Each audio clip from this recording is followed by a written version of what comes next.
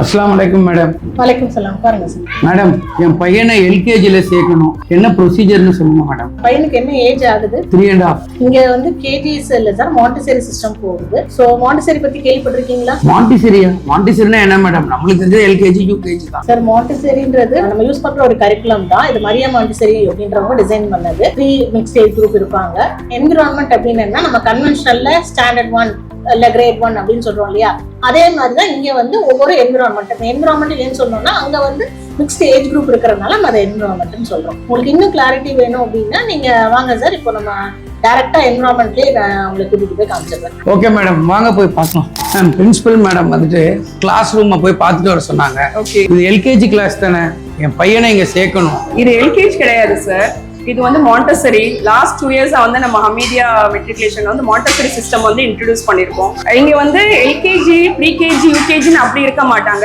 எல்லாருமே மிக்ஸ்ட் ஏஜா இருப்பாங்க. மேடம், எனக்கு இந்த மாண்டிசரி சிஸ்டமே புரிய மாட்டேங்குது.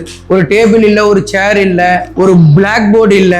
இது சரி வருமானு எனக்கு தெரியல, புதுசா இருக்கு எனக்கு. சார், நீங்க கேட்டியே ஏன் இங்க டேபிள் சேர்ஸ் இல்ல அப்படின்னு. மாண்டசரி சிஸ்டமே வந்து மேட் சிஸ்டம் தான். அவங்க இண்டிவிஜுவலா மேட்ல பிரசன்டேஷன் பண்ணுவாங்க, ஒர்க் பண்ணுவாங்க. இங்க வந்து நோட்டு புக் வச்சு எழுதுற சிஸ்டமே கிடையாது, எல்லாமே மெட்டீரியல் ஓரியன்டான சிஸ்டம். அதனால வந்து எல்லாமே ஹேண்ட்ஸ் ஆன் பிராக்டிஸ் தான். இன்ஸ்ட்ரக்ஷன் ஏதாச்சும் வேணும்னா தான் பிளாக் போர்டு வந்து நம்ம யூஸ் பண்ணுவோம். இங்க இன்ஸ்ட்ரக்ஷன்ஸ் கொடுக்கவே மாட்டோம், only we are observing the children. Madam, இது எனக்கு என்னமோ இது புதுசா இருக்கு. ஏன்னா எல்லாரையும் ஒரே கிளாஸ்ல போட்டு வச்சு அது கீழே உட்கார வச்சு இது பண்றீங்க, இது சரி வருமா? ஏன் எல்லாரும் மிக்ஸ்ட் ஏஜா இருக்காங்க அப்படின்னு யோசிக்கிறீங்க. மாண்டசரி கரிக்குலம் பொறுத்த வரைக்கும் நம்ம வந்து 2.5 இருந்து 6 வரைக்கும் உள்ள ஏஜ் குரூப்ஸ் பீப்புள் வந்து ஒவ்வொரு என்விரான்மெண்ட்ல சில்ட்ரன்ஸ் இருப்பாங்க. பெரியவங்களுக்கு வந்து 6 இயர்ஸ்ல இருக்காங்கல்ல, அந்த ஸ்டூடெண்ட் வந்து சின்னவங்களுக்கு ஹெல்ப் பண்ணணும் அப்படிங்கிற ஒரு ரெஸ்பான்சிபிலிட்டியை நம்ம சொல்லி கொடுக்குறோம். மாண்டசரி கரிக்குலம் பொறுத்த வரைக்கும் நீங்க பாத்தீங்கன்னா ஃபர்ஸ்ட் இம்பார்ட்டன்ஸ் வந்து பேசிக் இயர்ஸ்க்கு கொடுக்கறது வந்து இயர்லி பிராக்டிக்கல் லைஃப் தான். Apart from education, apart from curriculum, நம்ம வந்து என்னென்ன அவங்களுக்கு தேவையோ அவங்களோட லைஃப்க்கு ஒரு எம்பத்தி, ஒரு ஹெல்பிங் டெண்டன்சி, ஒரு கேரிங், ஒரு responsibility, how to take over Dhar things, அது எல்லாத்தையுமே நம்ம இங்க வந்து சொல்லி கொடுக்குறோம். சும்மா புக்ல படிச்சு எழுதுறது மட்டும் மக்கப் பண்றதுல இந்த சிஸ்டம் கிடையாது சார்.